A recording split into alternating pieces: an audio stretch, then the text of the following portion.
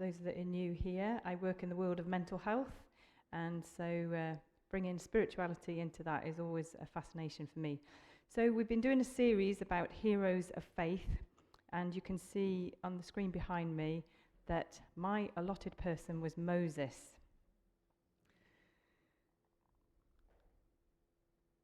Winston Churchill had a really big life, really big life. He was an MP for 64 years, serving as leader of the opposition, Minister of Defence, Chancellor of the Exchequer, Secretary of State, Home Secretary, and more. He lived until he was 90, had 5 children, one who died at the age of 3 from sepsis. How heartbreaking is that? Was married to Clementine for 57 years until his death, was a British soldier for 31 years, serving in the First World War, an author of loads of books, a correspondent and a painter. Such a big life. But my generation, born in the 60s, revealing my age, I realise that, late 60s, just for you to know, tend to only know him for a few famous things, notably being Prime Minister during the Second World War, and some incredible fight them on the beaches speeches, and a sense of strength of British bulldog leadership of empowering us to win the war. Winston Churchill had this big life. Like Churchill, Moses had a really big life too. Escaping death through his parents' actions by placing him in the reeds in a river, Moses was found by Pharaoh's daughter, who then raised him in the palace as a grandson of King Ramses II. Power and education and wealth was his, but as he grew, he realized that he was not Egyptian by birth, rather a Hebrew man. He visited his Hebrew kin one day and saw the very hard enforced labor and terrible working conditions they were under building King Ramses' palaces. Moses seethed with the injustice of it all, and in his youth, lack of wisdom and self-control, killed one of the Egyptian overlords. But he was found out. Desperate, he fled away to a far country, Midian. While resting at a well in Midian, some daughters of a priest appeared with their sheep. A whole lot of other shepherds appeared and were trying to drive the girls away. Once again, Moses showed his courage and sense of justice by defending the girls, this time without killing anyone. Moses went on to marry a Midianite girl and became a shepherd himself. But while tending his sheep, Moses met God, Yahweh, the I Am, in a bush that didn't burn up. And God said to deliver the Hebrews from the terrible oppression of slavery. God said he wanted to get his people to a different land, one he had promised and set aside for them. And God said that Moses was the man to do it. After quite a bit of arguing with God, what if this happens? I'm not good enough. Please, can you send somebody else? Can you send someone to help me? Moses did eventually confront his grandfather Ramses, who incidentally thought himself was God. All pharaohs did. Various plagues followed and firstborn death threats. Finally, Moses led all the Hebrew people out of Egypt through the middle of the Red Sea on dry land. We think about 15,000 of them. In a moment of, who's going to build my palaces?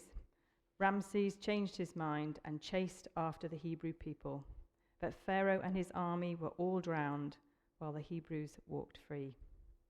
So Moses had a big life, and it goes on as well. Churchill had a really big life. And yet, like us, we remember Churchill, but there are certain bits we recall that are significant, like his speeches about the beaches and how we won the war. In a similar spirit, the author of the book of Hebrews chose to recall and highlight just a few parts of Moses' life as a testimony for the reader, us. He chose 4 bits about Moses' life. I'm not sure why this is, but we trust that God wanted to highlight just a few things about us, for us, about faith in action. So, let's look at what the author of Hebrews chooses to use as examples of faith in action from Moses' life. For a bit of audience participation, let's read it aloud together. Ready? By faith, Moses, when he had grown up, refused to be known as the son of Pharaoh's daughter. He chose to be mistreated rather than to enjoy the fleeting pleasures of sin. He regarded disgrace for the sake of Christ as of greater value than the treasures of Egypt, because he was looking ahead to his reward. By faith he left Egypt, not fearing the king's anger. He persevered because he saw him who is invisible. By faith he kept the Passover and the application of blood, so that the destroyer of the firstborn would not touch the firstborn of Israel. Thank you for joining in. So, reviewing these few statements in Hebrews, this is my interpretation and word study of what I think the author of Hebrews was trying to say about faith in action. So the scripture says, when grown, Moses refused to be known as Pharaoh's grandson, but to align himself with his people. He did the right thing. He was integral, honoring, principled, ethical, just, and true. Next. Oops, gone forward backwards. He left Egypt not fearing the king's anger. He was brave. He was a risk taker, he was courageous, and he ignored his fear. So that's the second thing. The third thing, Scripture says, persevered because he saw him who is invisible. He persevered. He was dedicated and determined. He endured, he had grit, he persisted, he had stamina, he was steadfast, he was tenacious, he had doggedness and guts. And the last thing, Scripture says, he kept the Passover so that the firstborn weren't touched.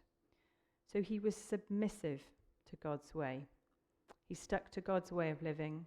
He conformed, he was compliant, he was dutiful, he was respectful. He was reverent. So Moses' example shows us that faith in action is doing the right thing, being brave, persevering, and being submissive to God's way. Is this what the author of Hebrews was trying to say to us? Hey, reader, let me pick out some pertinent things from Moses' life so that you can see how to put faith into action. He did it, and you can follow these principles. So we're going to look at each of these things in turn together. Les Isaac was born in Antigua and moved to the UK with his family when he was just in primary school. He says it was like going from an oven to a freezer. But he encountered racist attitudes and struggled with Sunday school pictures of Jesus where he was depicted as a white man. By the time he was a teenager, he was very disillusioned and shifted towards Rastafarianism because it talked about being black and about African emancipation. He went further and further away from God. One night, he was in a nightclub in the West End of London and heard a voice speaking, "You do not belong here." He thought that he'd smoked one too many, but it was actually God speaking to him, and that kicked off a journey where God began to reveal himself, and eventually he decided to follow Christ and was ordained. One day, a journalist came up to me and said, "Reverend, what is the problem with young people today in our society? Is it poverty? Is it a lack of education?"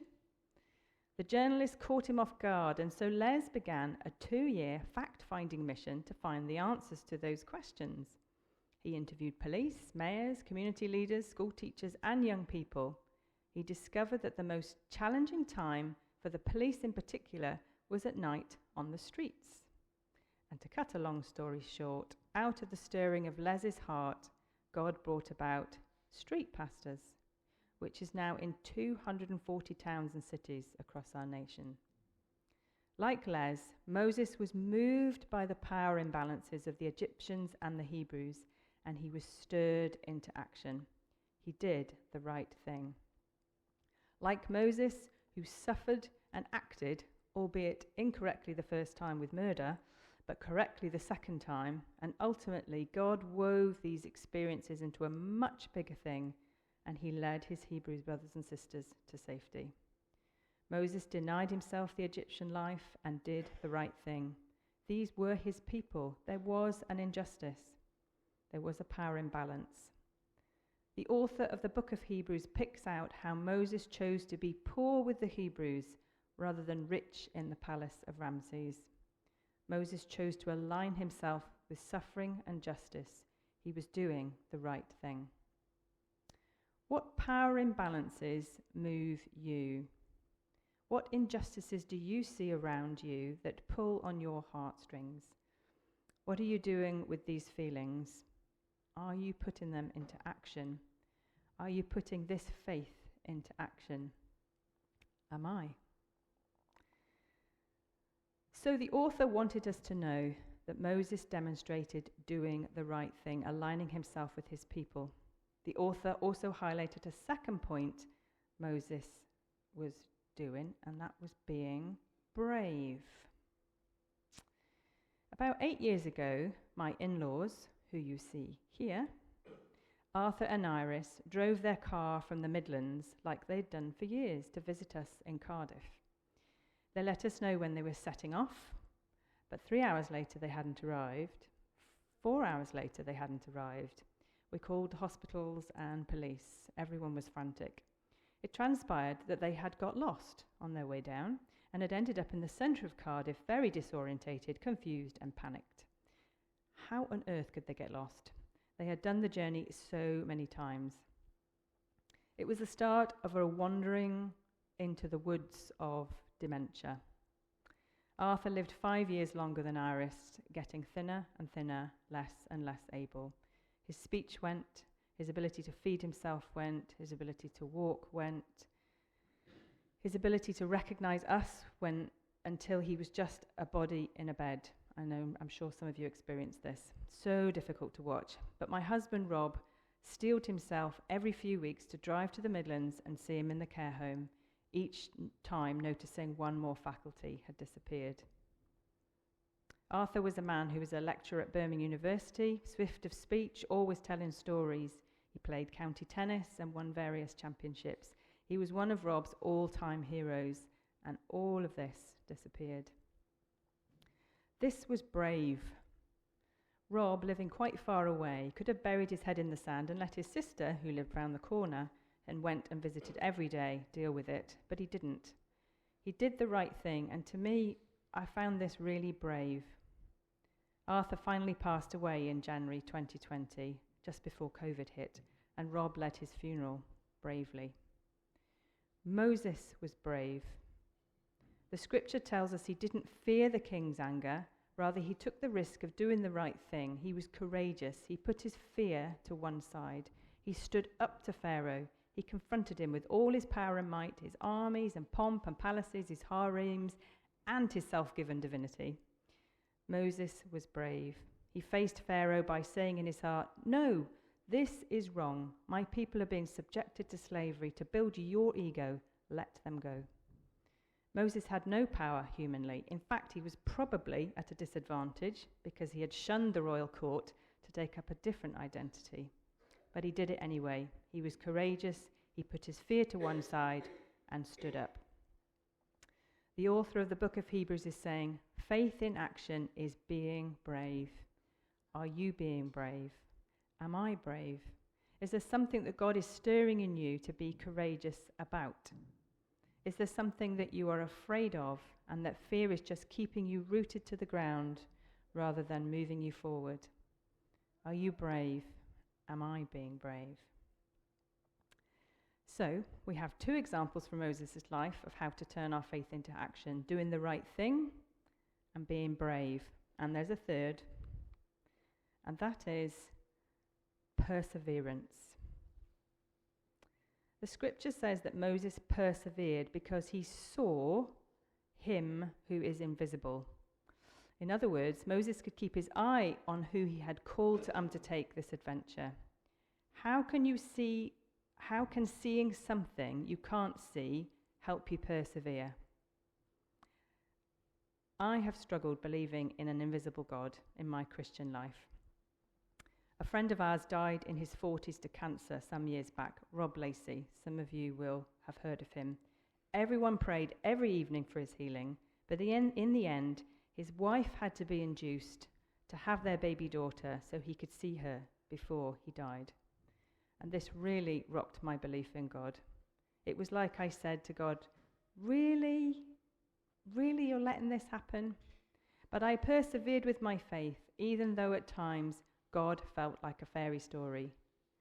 Moses persevered with his faith, even though he didn't feel like he belonged anywhere. During that time, I went back to university and studied occupational therapy, specifically around mental health. The whole curriculum, as with any allied health profession, was built on humanistic philosophy. That is, mankind has all the answers. And yes, we can respect everybody with their different beliefs, but basically there was no one truth, rather a tolerance and non-judgment of whatever anyone wanted to believe or be. This pretty much sums up our worldview, I think, at the moment. My old Christian belief system got left behind with all this new learning. I remember saying to a friend of mine one day, I don't think I believe in God anymore. I sat through Sunday services listening to Jesus is My Boyfriend songs and felt them all very cringy, and we were employed as missionaries. No pressure. But I persevered to find this invisible God, wanting my childlike faith to mature into an adult faith. Moses persevered with his faith even when God wanted him to do what seemed impossible. So I turned to reading. Sigmund Freud said that we invent God to console ourselves. The German philosopher Feuerbach argued that God was an idea generated by the human mind to satisfy its longing for meaning and significance. God was therefore not discovered, rather invented to meet a specific need. Marx followed suit, believing that a socialist revolution would eradicate any religion because we would recognize we wouldn't need it. All very simplistic, rational, and makes sense once you can't actually see a God. But these viewpoints do not deal with our human desire for meaning and purpose. Many have travelled this road, and two notable people I enjoyed were C.S. Lewis and Alistair McGrath. Both started their adult lives as atheists. Both became Christians. McGrath says that as a scientist, he began to read Einstein, who said that nature shows us only the tail of the lion, but there is no doubt in my mind that the lion belongs with it, even if he cannot reveal himself to the eye all at once because of his huge dimension. I just think that's such a marvellous statement. And I wonder if this is what inspired C.S. Lewis to create the character of Aslan. So I continued to persevere to find the invisible God, and eventually I found the I Am. Moses persevered too with his invisible God and found the I Am. How do you persevere with your belief? Do you ignore the nagging questions in your heart or tackle them head on? Like, why didn't God heal? Or, I don't get it why he or she had to die, and secretly I'm very angry, but I stuff it down. Or, why did my parents treat me that way? Or, wrestle with trying to understand the Bible. Am I continuing to do this too?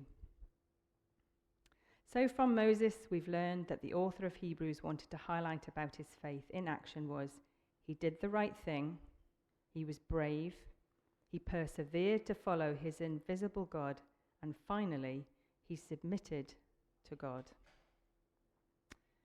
This is the not burning up, burning bush experience. As you remember, God said to Moses, "Go and let my people go." Moses said, "No." God said, "Go." Moses said, "Yes, but." God said, "Go." Moses still said, "Yes, but." But it was through that realness and dialogue with God that Moses discovered God in a new way. God revealed himself to Moses as Yahweh. It was through the challenge, back and forth, no yes experience that Moses saw God. Before, God may have felt distance to Moses. Remember, he'd committed murder, he'd run away, he was living in a land that was not his own, he was now a shepherd, missing the potential of his royal schooling. He even called his first son Gershom, which means, I have been a foreigner in a foreign land. Poor little lad. I too argued with God. I said no. God showed me a yes. I said yes, but God showed me something else. I said that's not enough. God said, here is something else. By the end of my 8-year argument with God, yes, that's how long it took, like Moses, I appeared as someone different because God revealed himself to me. I emerged with a different and better understanding of who God was and who I was. This is what Moses heard and saw at the not burning bush experience. By saying, I am Yahweh, God was saying, I am he who creates and brings into being. I am self-existent. I don't need you. I want to relate to you. I am here with you, yesterday, today, and tomorrow. I am the I am. I am ever present. I am unchanging. I'm not like you. I am not the God in your pocket. Absolutely not. I will keep my covenants with you, but I will always be somewhat of a mystery. This revelation at the bush enabled Moses to understand who God was. He left that not burning bush experience a different man, and through him God changed the narrative of his Hebrew people. The distant God of Moses' people was now a personal God whom he could be real with and argue with. From this personal encounter with Yahweh, Moses submitted to God's requests. From this personal revelation of who God is, Moses recognized who he was and who God was. He went on to respect God's asks of demonstrating the first Passover. You can see from this painting, who's a Jewish artist, how she has tried to show this experience and how it changed Moses from what he was. And there are echoes that have spoken into the future, even to us here today in Ainon. I'm going to finish with one of those no burning bush moments that happened to Rob and myself. It was a birthday dinner Rob and I were asked to host one night for a friend of one of our sons. She said she was going to invite some family members. Quite an unusual request, as we only knew a few of the people she was inviting, but we did oblige. So began the prep. We put out a large table in the lounge and set it for 10 people, wondering who they'd be and wondering what to cook. The various guests started arriving. They sat and we listened. We served and we listened some more. Every guest had a story to tell of life-changing moments when God had broken into their lives. One became a single parent when she was 15, and yet through it, God had revealed himself to her. Another was an odd job man for his local church. One day he was standing outside his church building, looking at a beautiful mural on the wall depicting Christ's story that had been completely defaced with graffiti. He prayed he could restore it one day to glorify God. Moments later, after he'd gone back into the church, there was a knock on the door. He opened the door and a man was standing there saying, "I'm a local artist. I can see that there is a mural underneath that graffiti. Can I restore it for you?" Another guest described her sorrow at watching unaccompanied children arriving in the UK, so got herself trained to be a foster carer. Another guest went through school unable to read and write well, but while we were all talking in the kitchen, washed up every dish and put it away. Yet another had a high-powered job, but because of his gambling addiction, he defrauded his company and was put in prison for 5 years. Now he could only get cash-in-hand jobs, led Gamblers Anonymous groups and had found the Lord and was so thankful for his grace. I struggled most of the evening to hold back the tears, listening to the testimony of God's changing grace in these people's lives. Rob and I sat there dumbfounded, and to be honest, we felt slightly boring. But you know what? I said goodbye to the last guest that night, and the God I knew before the evening started was a different God to me after they'd all left. I felt humbled, I felt my God had got much bigger, and I felt in awe. God met with Moses in a burning bush, and Moses saw God in a different light. He met Yahweh. It changed his life, and from that point he submitted to God's authority, and the miracles proceeded. Faith in action for us from Moses' story is doing the right thing, like Les Isaacs. Being brave, like Rob with his dad's descent into Alzheimer's. Being persistent, like me with my faith journey. And being submissive, where after Moses had met and argued with God in the not burning bush experience, emerged with a completely different view of God. And like our experience at the birthday party, God was so much bigger than before. This is what the author of the letter of Hebrews wanted to highlight from Moses' life. The challenge, he did the right thing. We need to do the right thing. He was brave, he persevered, and he submitted. And that is faith in action.